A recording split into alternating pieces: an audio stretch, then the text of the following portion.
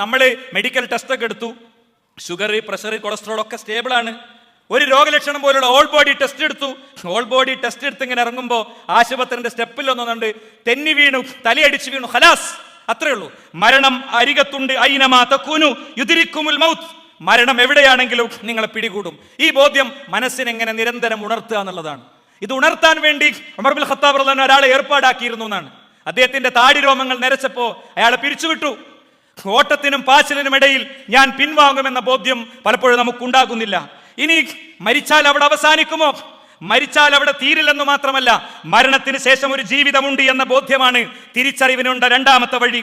ഗർഭപാത്രത്തിൽ കിടക്കുന്ന കുഞ്ഞ്, ഗർഭപാത്രത്തിൽ പോയി ഒരാൾ പറയുകയാണ്, നീ ഭൂമിയിലേക്ക് ജനിച്ചു വീഴും. ഭൂമി എന്നൊരു ലോകമുണ്ട്. ആകാശവും അത്ഭുതങ്ങളും ആഴികളും പിന്നെ കാട്ടാറുകളും കാട്ടുമൃഗങ്ങളും അങ്ങനെ എല്ലാം ഉള്ള ഭൂമി ഉണ്ടെന്ന് പറയുമ്പോൾ അതൊന്നും ഇല്ല എന്ന് പറയുന്ന ഒരു കുഞ്ഞിനെ പോലെയാണ്, ഗർഭപാത്രത്തിലെ കുഞ്ഞിനെ പോലെയാണ് മരണത്തിന് ശേഷം ഒരു ജീവിതമുണ്ടോ എന്ന് സംശയിക്കുന്നവർ.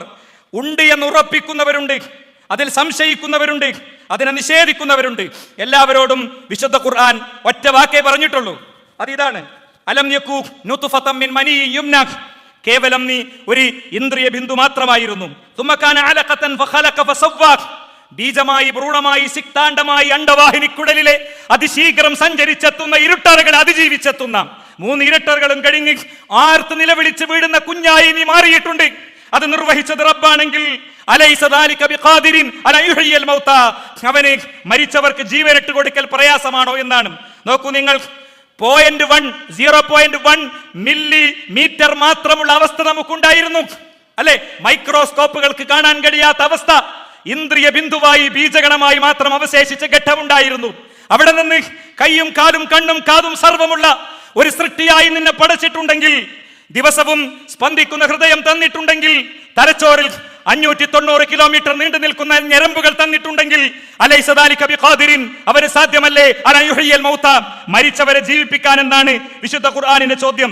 15 മുതൽ 200 മില്യൺ ബീജഗണങ്ങൾക്കിടയിലേക്ക് കേവലം അവസാനിക്കേണ്ടിയിരുന്ന, വേസ്റ്റായി മാറേണ്ടിയിരുന്ന ഒരു ബീജഗണത്തിൽ നിന്ന് നിന്നെ സൃഷ്ടിച്ച റബ്ബ് അലൈസ ദാലിക ബിഖാദിരിൻ അലാ യുഹ്യിൽ മൗതാ, അവന് മരിച്ചവരെ ജീവിപ്പിക്കൽ സാധ്യമല്ലേ എന്നാണ് ഖുർആനിന്റെ ചോദ്യം. ശ്വസിക്കാനുള്ള വായുവും കുടിക്കാനുള്ള വെള്ളവും സഞ്ചരിക്കാനുള്ള ജീവിക്കാനുള്ള സൗകര്യങ്ങളും അങ്ങനെ സർവം നൽകിയ റബ്ബ് അലൈസ ദാലിക ബിഖാദിരിൻ, അവൻ അസാധ്യനാണോ അൻ യുഹ്യിൽ മൗതാ, മരിച്ചവരെ ജീവിപ്പിക്കുന്നിടത്ത് എന്നാണ് വിശുദ്ധ ഖുർആന്റെ ചോദ്യം.